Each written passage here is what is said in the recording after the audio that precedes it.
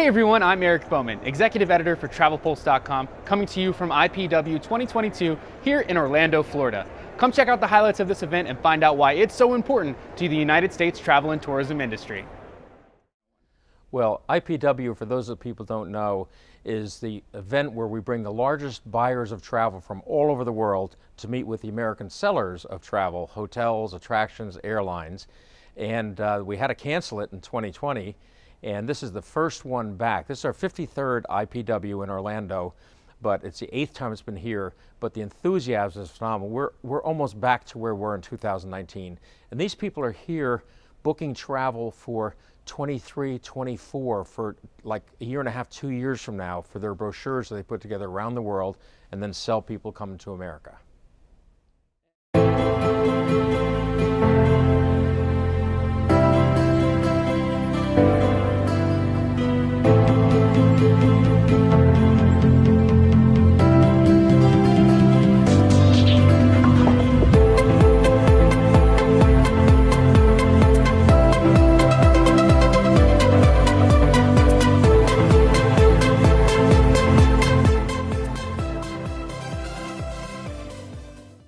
Having IPW here in Orlando and in Florida is just a testament to how Florida views international tourism.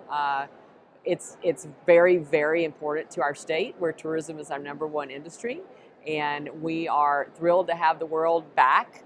And so we feel like we can, Florida having not ever closed during the pandemic, we feel like we're a perfect place to hold IPW and showcase all that our state has to offer, and also give the other states a little bit of a chance to market themselves. But of course, we're going to market ourselves big.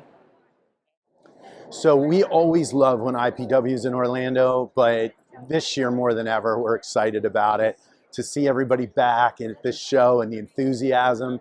And you know, the trade is such an important part of our business and our future that this has just been an exciting week. IPW is an opportunity to bring the world to our own backyard and really showcase all the things there are to do and see in Orlando. And this year, it feels like pre-pandemic times. The energy level, the interest in learning about the destination, as well as all the new things that are happening. International market is so key and critical to Central Florida.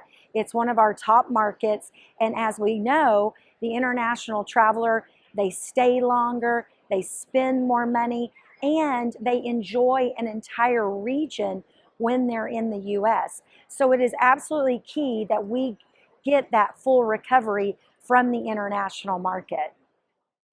Honestly, it is so good to be back and to see this level of participation. I think after the past few years, being back in person, there's nothing that replaces face-to-face.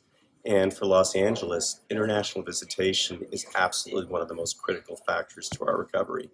I think if you look back at 2019, we had 31 million overnight visitors. Of those 31 million, 1 in 4 was from the international marketplace. But if you take it a step further, even though they represented about 25% of the visitor volume, it represented about 67% of all overnight visitor spending. So it's impossible to overstate. Without the full recovery of international visitation, we won't see full economic recovery in LA. So being back in person with this many participants, it really shows that we're starting a comeback story in a big way.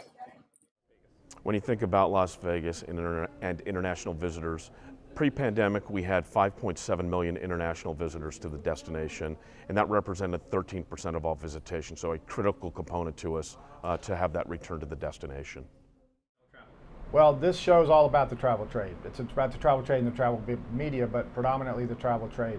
I would say the role, this spring I've been in this space for nearly 40 years, and I have a warm spot in my heart for the travel trade because they are always very critical to the process, even for experienced travelers and certainly for new travelers. And I would say now more than ever, as we're coming out of the pandemic, now when there's still some uncertainty, and now when people are just getting back to travel, I think the role that the travel trade can play in that process is as important as it's ever been. So our focus is to bring as many tools to the table that we can as it relates to what we can bring to contribute to the process. And certainly we've done that with our global marketplace to keep our buyers and suppliers connected when we couldn't meet face to face.